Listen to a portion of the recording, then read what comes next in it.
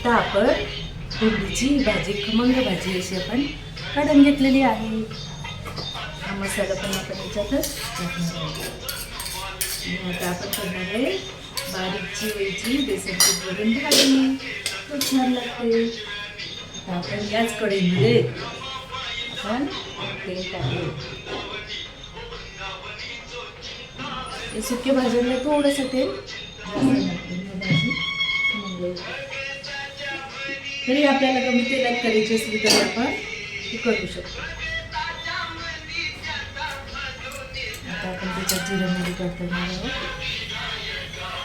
आणि मग जाड चिरलेला कांदा टाकणार आहोत. महिमा कैसा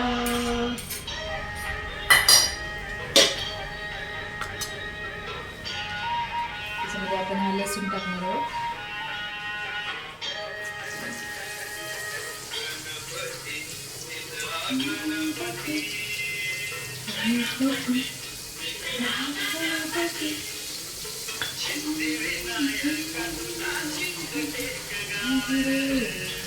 आता आपलं जिरं मोहरी तडतडली आहे. आपण त्याच्यामध्ये आता हा जाड चिरलेला कांदा टाकणार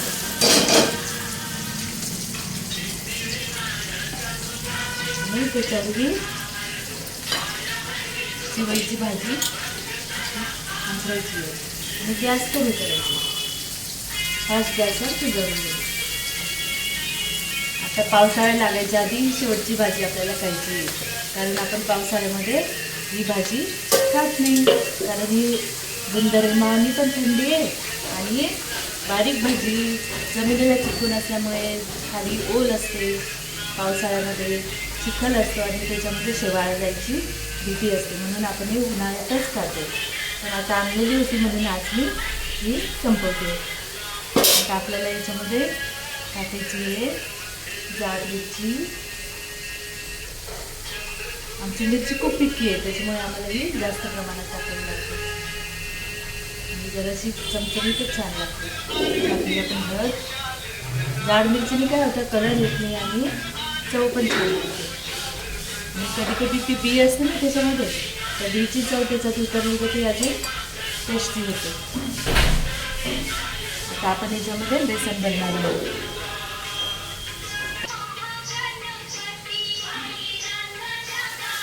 आता आपण ते बेसन पीठ दळून आणलेलं आहे घरीच जाळून.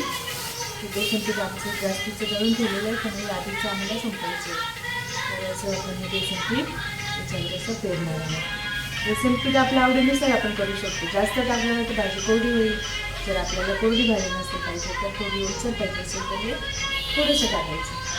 म्हणजे भाजीची पण चव लागते आणि भाजी ओलसर होते आणि ती घास गुंतत नाही जेवताना.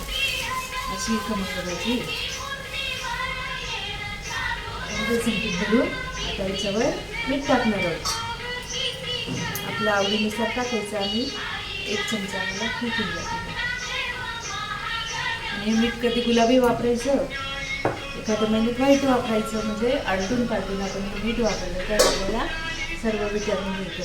आता आपण बारीक गॅसवर 10 मिनिटं ठेवणार आहोत.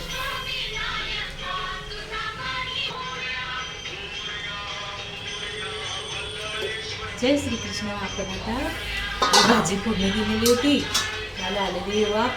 आता ही आपण भाजी परतणार आहोत चिरायची. आणि आपण आता ही कणिक भिजत ठेवलेली आहे, नंतर करणार आहोत पोळ्या. आता ही आपली छान अशी खमंग भेंडीची भाजी झालेली आहे. ही फिक्की वेदश्रीला काढलेली आहे. नुसतं मीठ द्यायचं. आता आपण पकडून असं परतून घेणार.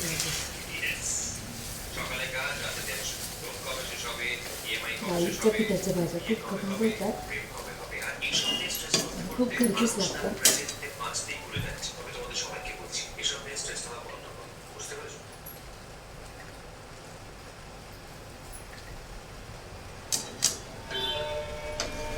पावसाळ्याचे दिवस असतात आणि या पावसाळ्याच्या दिवसामध्ये अशा सुक्या खमंग भाज्या खूप छान लागतात. अशा पावसाळ्यामध्ये भजी, चहा याचा आस्वाद पाऊस बघत बघत घ्यायला खूप छान वाटतं. आणि बाहेर पाऊस पडत असतो आणि घरामध्ये सुगंध अशा भाजीचा, डाळीच्या पिठाचा किंवा मग भज्याचा सुगंध आला का त्यातून भजी घेते.